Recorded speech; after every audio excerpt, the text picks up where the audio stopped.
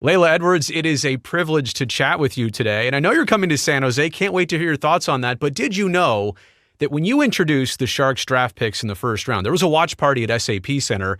They went nuts when they just saw you on the screen. So I'm hoping that you're as excited as fans are excited to have you in San Jose. First of all, thank you for having me. But yeah, I mean, I couldn't believe it. I saw that video of everyone and I was like, wow, I didn't even know. Like, I was nervous, It's like I'm announcing an NHL pick, not many people are going to care. They're like, who is this? And then to see how excited that San Jose community was, that I was already pumped, but now I'm like even more pumped after seeing that. You're in your home state of Ohio right now. You've been to Right. California before and maybe San Jose once, but like Yep. this is like opening a package, opening a gift maybe. You've never really been out here and explored this. Are you excited about just coming to California? Yes, I'm extremely excited. I mean, I love California to begin with. I've always had this want and inkling to move there, but I was like, it's nothing's gonna take me there, not much hockey here. And then we played a rivalry series game in San Jose, and I said to my brother, I said, I would love to live here, but I have no reason to. Like nothing's gonna take me here. And then it's crazy the way the world works. But yeah, I'm so excited to live in California. It's beautiful there, and it's just like so many, it's gonna be like vacation every day.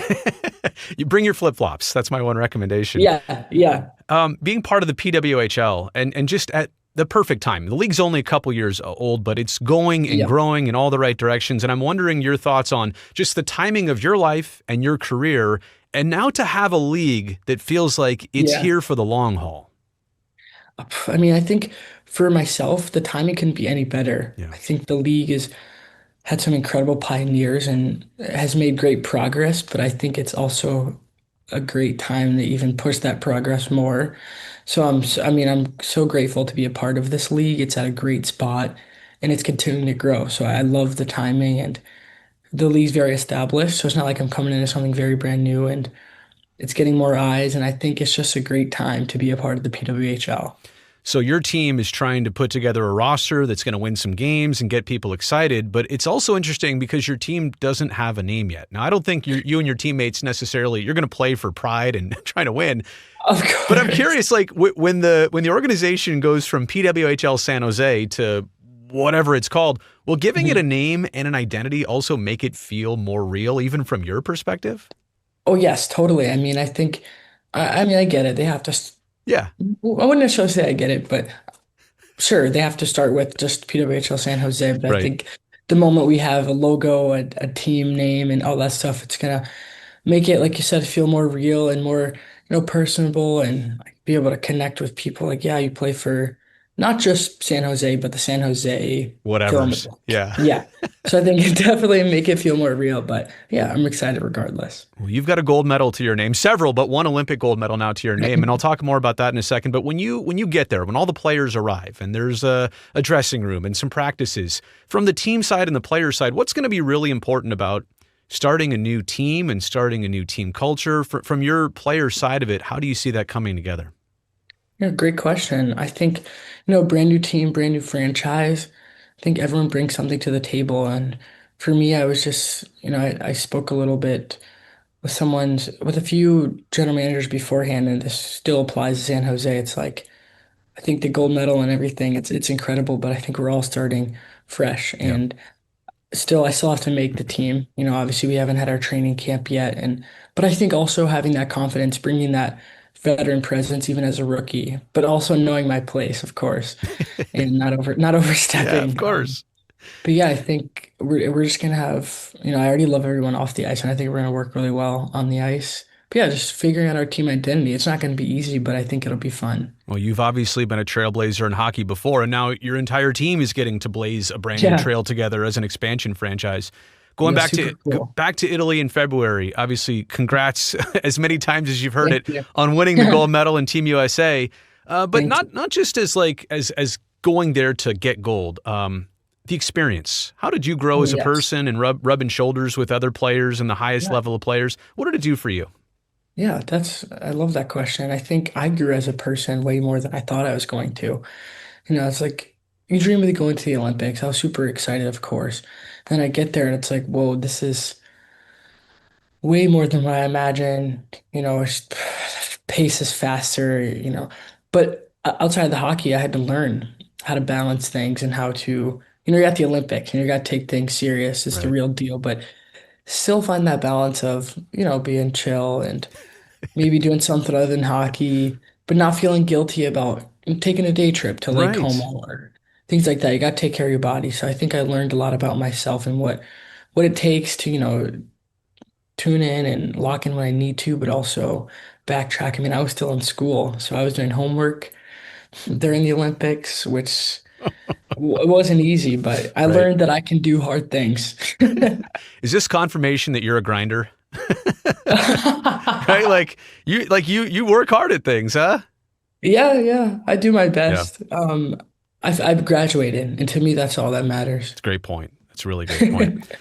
You're from Cleveland Heights, Ohio. I know Yeah. my sports. I know my culture. I know the Kelce family is big out there, and I know that Oh yeah. you've had a lot of interaction with them. I've got to ask this as a question. I know people are going to say, "Why didn't you ask about that?" So, what can Of you tell me course. about the brothers and the family and your connection and how all that's come together?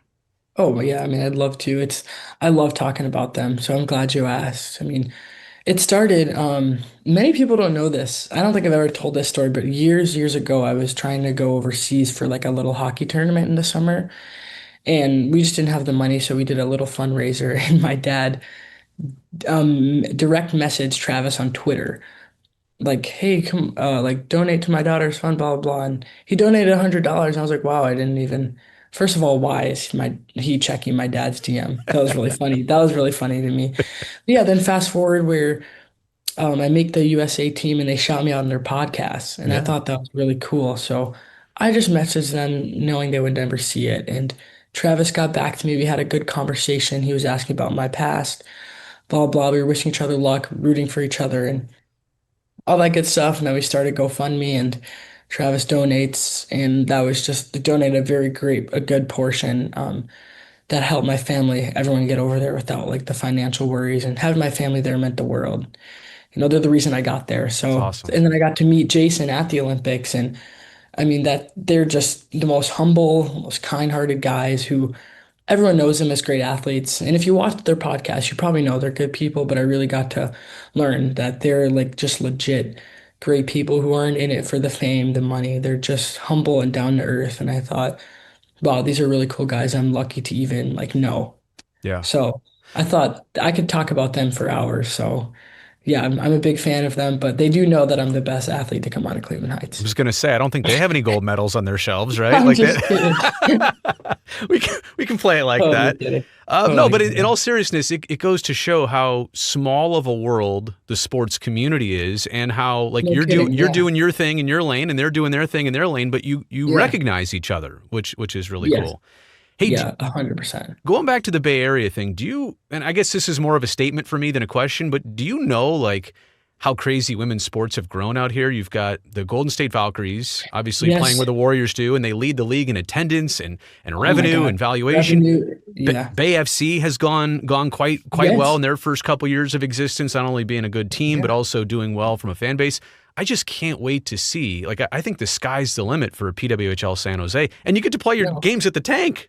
So Yeah. Yeah. No kidding. So I just remember like obviously knew of San Jose women's sports, but once getting drafted there, I'm like, well, the Valkyries they're doing great. yeah, They're a good team, but also their numbers are incredible. And I'm like, I hope we get a little bit of the overlap. Gets fans there and then the soccer team. So I'm like, we're in great hands. I think we're in yeah, a great spot. And it'll start someplace and it'll only go up from there. I think, and even it seems a lot of Sharks fans are excited about yeah. us. So Uh, I think we couldn't be in a better spot to play.